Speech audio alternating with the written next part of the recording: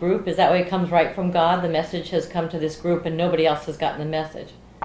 Yeah, one of the last things that really got me before I left the first time, I left for a little while to go away and think, was I asked one of the leaders, who I was also a leader at that time too, a guy named Tim, and I was questioning, I said, who is the community? Gene was talking about the, what was that? Elijah. The Elijah who came. There was Elijah, the prophet who came, who Jesus said John the Baptist was the Elijah. It was talked about that there was another Elijah that would come before the next coming of the Messiah. And so I was questioning, who is this Elijah? The children, us, what is this thing? And he gave me a teaching. I read the teaching, stayed up almost all night because it just got me. And the next day I said, this sounds like it's Gene's the Elijah. And he says, you finally see. And I was questioning him. I wasn't saying I see that. He said, you finally see. And the thing is, Gene Spriggs wrote this teaching. Mm-hmm. He was proclaiming himself the Elijah to come in the last times. And that was like one of the last straws for me, except the very last straws when they told me I shouldn't have buried my father when he died. They don't go to funerals. Is like in the beginning, the control and the inclusion of other groups was very broad, and the control was minimal. The inclusion of other groups was broad. And as time went on, it narrowed and narrowed and narrowed, and to the point where, you know, it was told to you how much toilet paper you could use, you know, per visit. And every aspect of your life. Right. Oh yeah. Teeth, hair, and eyeballs. If God doesn't control your teeth, hair, and eyeballs, He doesn't have you. Right.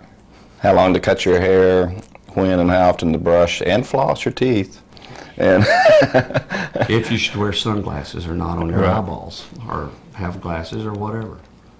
So you would wait for these teachings to come down, or you would be told? Oh yeah, it's called the newest word, the latest word.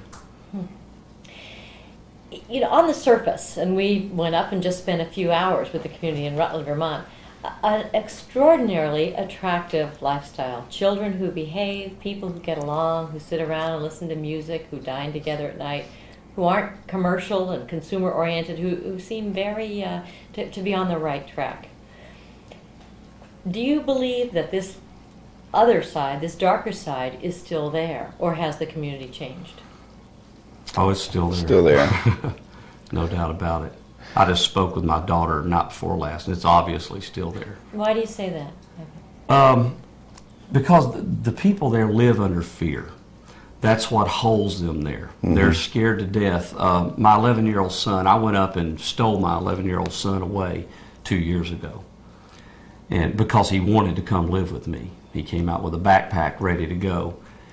And on down the road, as we were driving from Boston back down to Tennessee, he said, I'm not going to become a homosexual, am I? And I said, no. I said, why? He said, well, that's what I've been told. If I left, you can become homosexuals if you leave. And it's a fear. And older members, we're in contact with hundreds of ex-members. Or lightning will strike you. We've heard that 1,000 times. If you leave the community, lightning will strike you. Well, God will strike you dead. Well, like Eddie Wiseman's wife. His wife, it was said after she died that she died because she spoke out against the anointed one, who is Gene Spriggs. She spoke out against him. She died of cancer. So it's a punishing God. It's not the forgiving God you thought. They live under fear. We get to some of Clint's talking points too. You're both doing really well. When you were young, the two of you, I don't know, but when you were younger, what was it that attracted you to the group and to Gene Spriggs? Do you remember? Can you put yourself back in, you know, how old were you? What were you doing at the time? What was the attraction? At the time, he was, I was 23 at the time. I went into the community. And one of the main attractions for me was that he had such insight, considered it to me, even though I had the same insight since I was 14 years old, about the condition of organized religion, denominational religion. And he would constantly, he became a master at criticizing the faults and the weak points and the lacks, and they should do this and they shouldn't do that, and the elders smoke outside before they go in. Well, you can tell who's a deacon at that church because